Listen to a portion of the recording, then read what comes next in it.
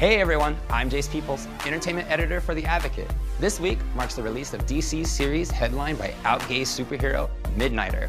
Plus, June is LGBT Pride Month, so we figured this was the perfect time to look back at the history of LGBT characters in the DC universe. Comic books mirror the world around us, so it's natural that they represent our culture's diversity in gender, race, and sexual orientation. Gay, lesbian, bisexual, and transgender characters have long been a part of the DC universe, but their depiction wasn't always accepted.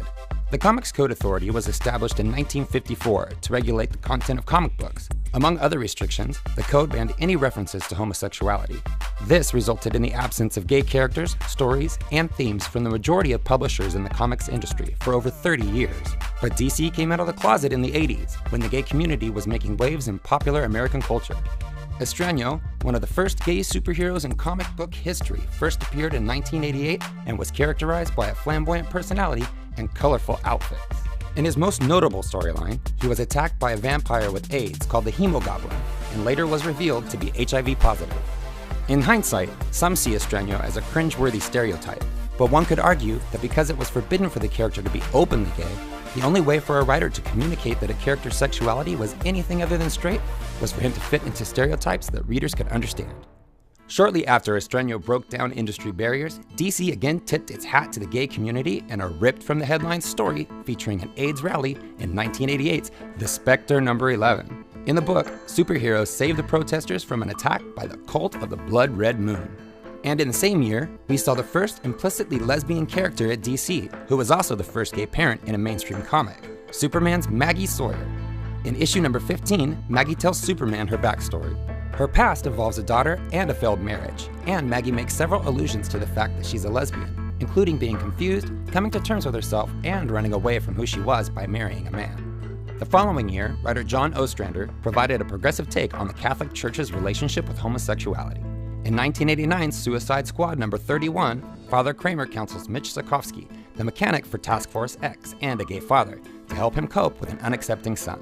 DC also exposed the tragedies of gay bashing in a 1988 Hellblazer storyline in which Constantine's friends are beaten and hospitalized by homophobes.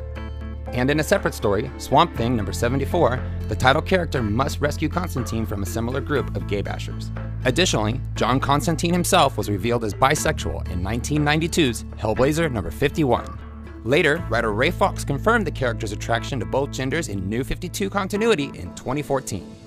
In the 90s, several notable characters joined the LGBT community. Pied Piper played a gay tune as DC's first out villain in 1991. On the heroic side, Justice League America's Ice Maiden played for both teams, as confirmed when she officially came out as bisexual in 1996. And in 1998, DC reached a make-out milestone with its first same-sex lip lock between bisexual Starman and his boyfriend Tony. A few years later, DC tackled the gay experience head-on in an eloquent, extended Green Lantern storyline written by Judd Winnick. Kyle Rayner's teenage assistant, Terry Berg, awkwardly comes out to him, and Kyle gently reassures Terry that being gay is not a choice, nor is there anything wrong with it. Shortly thereafter, Terry relays the challenge of coming out to his parents. They cried, told him it was a phase, and threatened to throw him out of the house. While the subsequent hate crime story arc is decidedly poignant and uplifting, it is perhaps also the most unsettling part of Terry's story. Terry is brutally beaten into a coma by 3 homophobes. Enraged, Kyle tracks down the attackers and violently confronts them. The bigots are brought to justice, and Kyle learns a valuable lesson in taking a stand against intolerance. These stories won Green Lantern the GLAAD Award for Outstanding Comic 2 years in a row. After the turn of the millennium, DC's diversity continued to expand. In 2003, Detective Renee Montoya, who later became the Question, was famously outed in Gotham Central No. 6 by Two-Face. While the outing was a huge turning point for Renee, it's notable that she was a main, well-rounded character whose sexuality was a part of her story, but not her only trait. In 2006, Batwoman was established as a lesbian in 52 No. 7, making her the most high-profile gay superhero at DC to date. And in 2011, DC made Batwoman the first ever lesbian hero to headline a mainstream comic series as a part of its New 52 reboot. A year and a half later, DC featured the first lesbian engagement in mass-market comics history in Batwoman No. 17. In October 2011, writer Gail Simone revealed online that Catman fell somewhere in the middle of the Kinsey scale, making him one of the most prominent bisexual men in DC continuity. Simone finally established Catman as bi in proper continuity in 2015's Secret Six. 2011 also saw Miguel Jose Barragan, aka Bunker, become the first openly gay teenager at DC in Teen Titans #3. The following year, DC launched the Earth 2 ongoing title, this time reimagining Alan Scott, the original Green Lantern, as gay. In Earth 2 #2, Alan shares a kiss with his boyfriend, then proposes to him on a train. Alan's fiancée is tragically killed in the same train wreck that gives Alan his powers. He is told he must use an object of importance to him to harness his power, and uses the very ring he proposed to Sam with as his new lantern ring. Sam later comes back as a wind wraith to support Alan, but that's another story.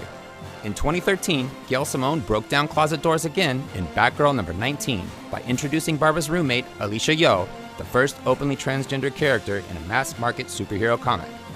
And finally, the Catwoman storyline earlier this year featured Selena Kyle showing some love for the ladies with a same-sex smooch. DC continues to break new ground by launching Midnighter's solo title, the first DC comic headlined by a gay male superhero. Midnighter was never in the closet.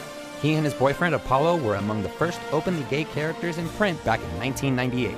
The word gay was not explicitly used, but it was obvious. Their relationship was confirmed when Apollo kissed Midnighter on the cheek in 1999. In 2002, 2 years before Massachusetts became the first state to legalize same-sex marriage, The Authority #29 featured the first gay wedding in a mainstream comic between Midnighter and Apollo, and they adopted a little girl named Ginny in the very same issue to boot. This brief history is by no means exhaustive, so tell us who your favorite LGBT characters are in the comments. One thing is for certain though, the expounding roster of LGBT characters only makes the DC universe stronger and more inclusive. We hope to see more dynamic storytelling starring compelling characters from diverse backgrounds. Indeed, the future of the multiverse depends on it. Hello, everyone. I'm Celia Sachs from Warner Brothers Television Publicity, and welcome to our first panel of the afternoon session, The Pride of DC, the Art of LGBTQ Inclusion. On December 8th, history was made with the debut of freedom fighters The Ray, a new animated series on CW Seed that features the first gay superhero to lead a show. However, the inclusion of LGBTQ characters has been an important part of storytelling on screen and in comics for years. Today, we will shine a spotlight on the significance of those characters and how they help to better represent the world around us.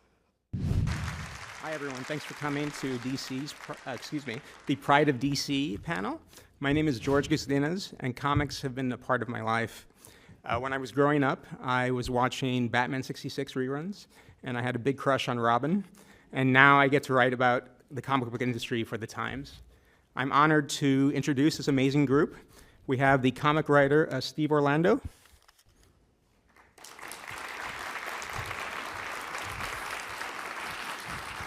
The comic writer, Marguerite Bennett. The executive producer, Greg Berlanti. The actor, Russell Tovey.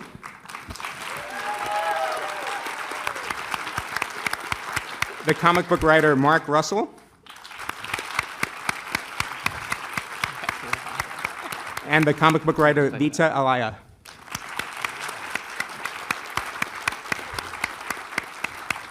Oh, I'm too short. Oh, God. Thanks, everyone. I'm curious, when you're working on a new project, what's your approach to LGBT inclusion? Are we starting down the line or jumping in like tag? Jump in. Okay, can you repeat the question? Sure. When you're approaching a new project, how do you go about including representation? Personally, in terms of being able to write at DC, I've been blessed to be able to touch characters that are canonically, part of the Pride spectrum. But I think for characters that aren't necessarily explicitly out, if there is ambiguity, then you kind of just push it as far as you can. I mean, that's just me, though. I want to make it as queer as possible. As far as you can. I mean, that's just me, though. I want to make it as queer as possible. As far as you can. I mean, that's just me, though. I want to make it as queer as possible. As